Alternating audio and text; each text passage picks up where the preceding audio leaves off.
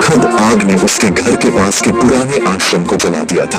उस रात की चीखें और लपटें आज भी उसके सपनों में आती हैं। गांव वाले फुसफुसाते थे, एक औरत, एक सन्यासिनी आश्रम के डार्क सीक्रेट्स को एक्सपोज करने के लिए जिंदा जला दी गई थी। उसकी कहानी गांव के बच्चों को डराने के लिए नहीं, बल्कि सच छुपाने के लिए सुनाई जाती थी।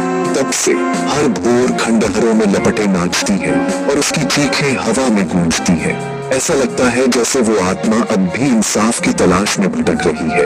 अगली सुबह तारानाथ, विप्लव, झरना और सुबल खंडहरों में लौटते हैं। उनके कदम धीमे हैं और दिलों में डर के साथ साथ जिज्ञासा भी है। क्या आज वो आत्मा सच में दिखेगी?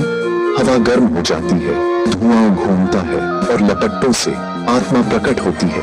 उसकी मौजूदगी से पूरा माहौल भारी हो जाता है, जैसे समय थम गया हो। उसकी आवाज दुखद शक्तिशाली घोषित करती है, मैंने जस्टिस के लिए लड़ाई लड़ी। उसकी आंखों में दर्द और उम्मीद दोनों झलकते हैं। उन्होंने मुझे चुप करा दिया, लेकिन हर भोर मैं लौट आती हूँ। मेरी कहानी अधूरी है और जब तक सच सामने नहीं आता, मेरी आत्मा भटकती रहेगी। तारानाथ मंत्र पढ़ते हैं, लपटें भड़कती है और शांत हो जाती है। उनकी आवाज में शक्ति है और उनकी उपस्थिति से आत्मा को शांति मिलने लगती है। जैसे ही सूरज की रोशनी फैलती है, आत्मा आजाद हो जाती है। पहली बार खंडहरों में शांति महसूस होती है और हवा में एक नई शुरुआत की खुशबू घुल जाती है। सिर्फ राख बचती है, लेकिन यादें भी। उन यादों में दर्द, सच्चाई और इंसाफ की पुकार छुपी है, क्योंकि आग कभी सच को छिपा नहीं सकती।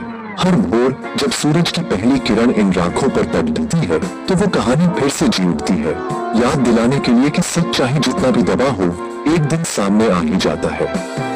अगर यह कहानी आपको पसंद आई तो लाइक, कमेंट, शेयर और मेरे चैनल को